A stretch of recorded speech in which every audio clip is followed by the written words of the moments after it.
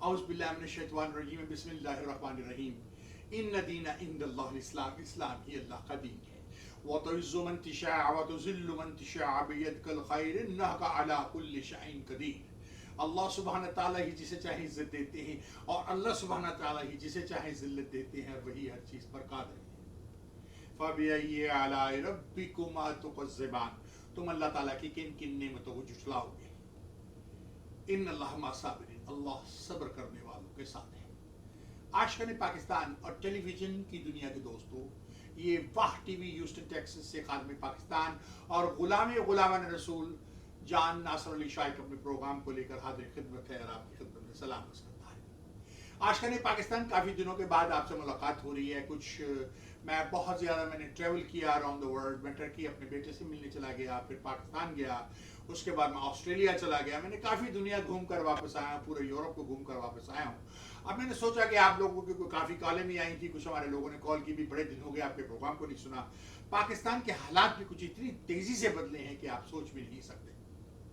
Mostly recently آپ نے دیکھا کہ تمام ٹیلی ویژن اسٹیشن دکھا رہے ہیں کہ کس طرح سے خیبر پختونخوا سے آج قافلہ چلے گا اور وہ عمران خان اس کو لے کے ٹی چوک پہ پہنچے گا، اور کیا خون ریزی ہوگی پاکستان میں، مجھے سمجھ نہیں آتا۔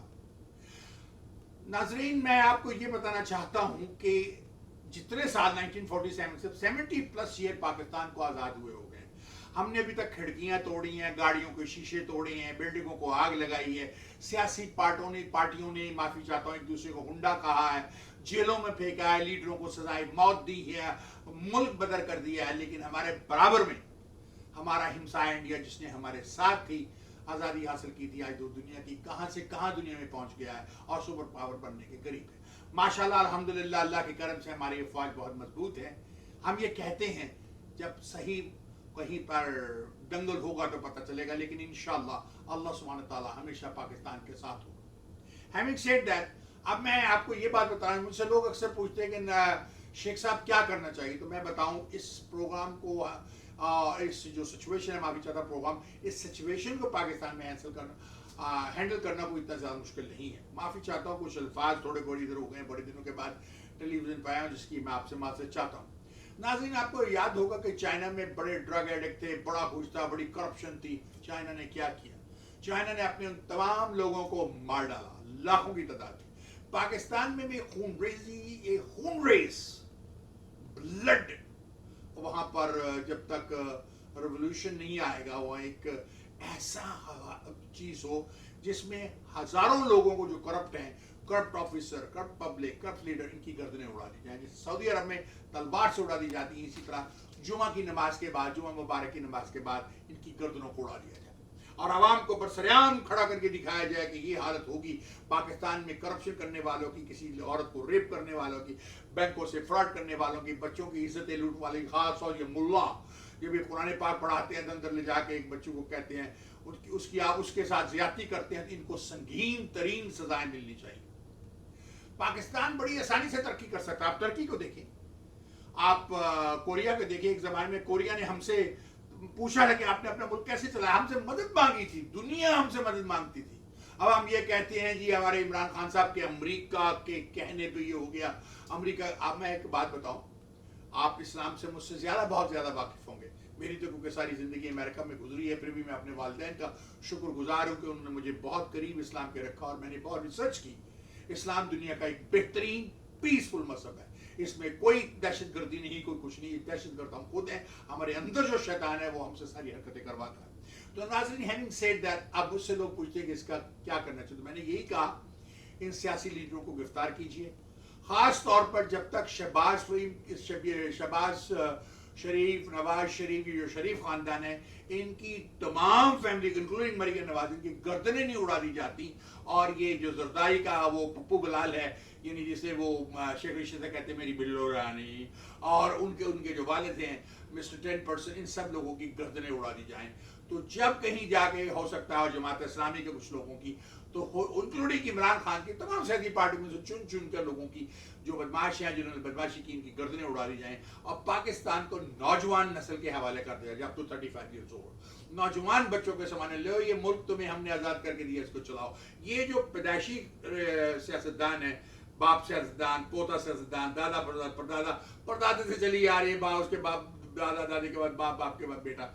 ये खानदानी, ये कोई बादशाह नहीं है, ये गलत चीज़ है। अभी मुझे पता चला कि अयूब साहब के बेटे ने, पोते ने, उन्होंने इमरान खान को एक खास ट्रेलर बना के दिया है जिसमें वो अब धरना देंगे। ये धरने वरने देने से इमरान खान साहब आपने पहले भी मुल्क का बहुत नुकसान करा दिया। अरबों रुपए की हमारी तजारत रुकी, हमारी सारी प्रोडक्शन रोक दी गई। अब फिर वही हरकत करने लगे हैं। धरनों से कुछ नहीं होना। इसलिए कि मैं ये कहूँगा कि पाकिस्तान की आर्मी के जो जनरल साहब आजकल खामोश बैठे हैं, शायद वो बिल्ली बने इसलिए बैठे हैं, बेचुआ बन गए हैं बिल्ली से, या क्या हो गया, या खरगोश बन गया। मुझे हमारे जनरल साहब की समझ नहीं आती। बात कर रहा हूँ क्योंकि वो रिटायरमेंट के करीब है, अगस्त में उनकी रिटायरमेंट होनी है, तो शायद वो इसलिए खामोश बैठे हैं। तो मनु की जरूरत है कर दी, हमें पंगा लाया थी। सर जी, आपको पंगा लेना पड़ेगा। पाकिस्तान की आर्मी न सिर्फ बॉर्डर की महाफिज है, पाकिस्तान के आवाम की, हमारी बेटियों की, माँ बहनों की इज्जत की भी महाफिज है। आपको अपने मुल्क की भागदौड़ में हिस्सा लेना पड़ेगा। इन करप्ट लोगों को गिरफ्तार करके जेलों फेंके, जेलें भर जाए, कुछ हो। मुल्क को करप्शन से बचाइए, मुल्क को उस खूनरेजी से बचाइए जो ब्लड इनकलाब आने वाला है पाकिस्तान में। अगर ये ब्लड इनकलाब आ गया तो लाखों लोगों की जानें ले जाएगा, मुल्क बर्बाद हो जाएगा। हिंदुस्तान हमारे बॉर्डर पे फौजों को जमा कर रहा है, उसको मौका मिल जाए वो कश्मीर और मुख्तलिफ इलाकों से हमसे हथियार लेगा। ये हम होने नहीं देंगे। अगर आप ये होने नहीं देंगे, आप किसी दुश्मन के सामने सरेंडर नहीं होंगे। हम ला इलाहा इल्लल्लाह मुहम्मद रसूलुल्लाह पर ईमान रखने वाले लोग इस चीज की कसम खाते हैं कि अपने मुल्क की हिफाजत करेंगे। हर माँ अपने बच्चे की हिफाजत करती है, हर बच्चा अपनी माँ की हिफाजत करता है। आज पाकिस्तान की माँ को आपकी जरूरत है। आप पाकिस्तान की माँ का कहां तक साथ देंगे? भूल जाइए इस गंदी सियासत को, इन सियासतदानों को जो खीरे खाकर, पकौड़े खाकर, निहारियां खाकर, अपने घरों में बड़े बड़े महल बनाकर, किसी ने सरे महल बना लिया तो किसी ने वेले बना लिए, तो किसी ने जाती उमरा बना लिया, बड़े बड़े महल बना लिए। देखा आवाम के पास सोने के लिए एक चौपड़ी भी नहीं है। हमें इनकलाब लाना है पाकिस्तान में, लेकिन सही इनकलाब, वो इनकलाब जिसमें कोई यानी दहशतगर्दी ना हो, कुछ ना हो। इन लोगों को बदलिए। अपनी खीर पराठों और निहारियों पे और बुरियानी पे वोट मत दीजिए। वोट उसको दीजिए जो सही कैंडिडेट हो, जो मुल्क के लिए सही हो, जो पाकिस्तान के लिए सही हो। और अल्लाह को सामने रखिए कि अगर और कोई नहीं देख रहा तो अल्लाह तबारक तआला आपको देख रहा है। आपने जाकर उसको जवाब देना।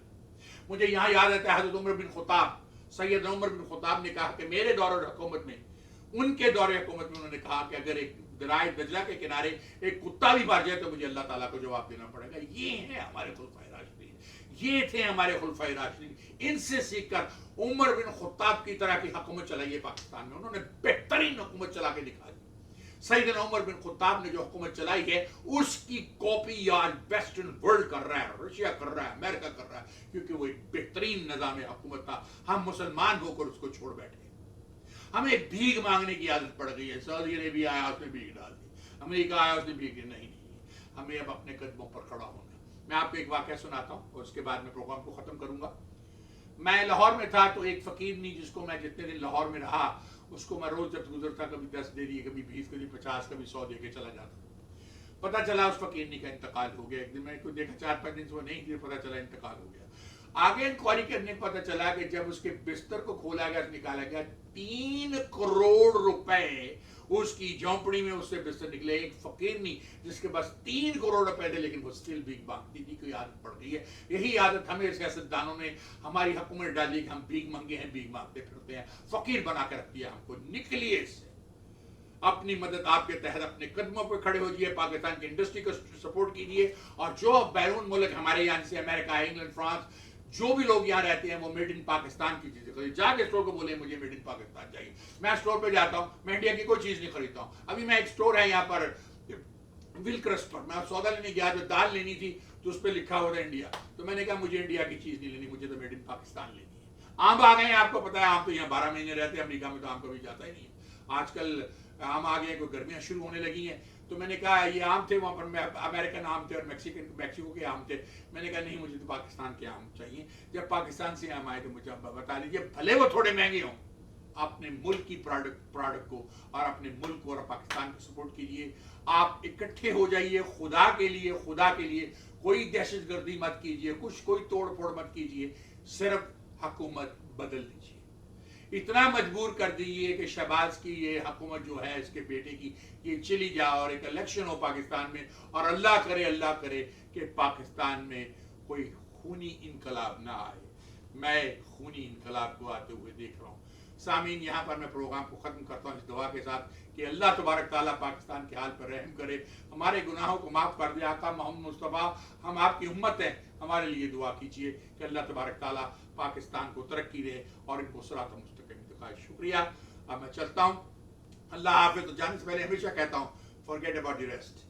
War TV is the best. اللہ حافظ. پاکستان زندہ ہو. پائندہ باد.